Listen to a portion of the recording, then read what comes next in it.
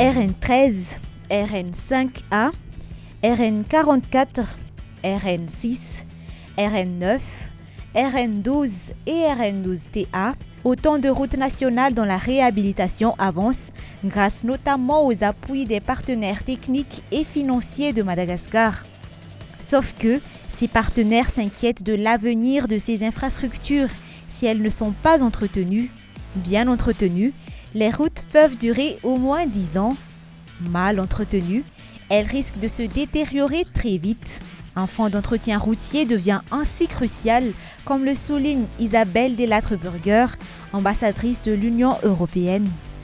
C'est bien de construire des routes, mais nous, en tant que partenaires qui avons contribué à améliorer le réseau routier de Madagascar, qui est loin d'être suffisant, nous sommes régulièrement frustrés de voir que depuis des années, le fonds d'entretien routier n'a pas les moyens d'entretenir ce réseau. Si vous n'entretenez pas avec l'entretien courant les routes, vous avez des routes qui durent 5 ans.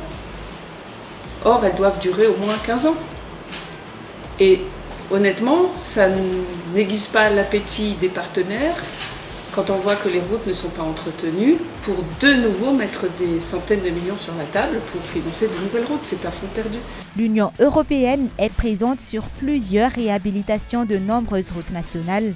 On peut entre autres citer la RN6, la RN13 ou encore la RN9, la RN12 et la RNT12A. Pour la RN6 et la RN13, puisque c'est un projet combiné avec la Banque européenne d'investissement, nous donnons 116 millions d'euros déjà, rien que pour ces projets RN6, RN13.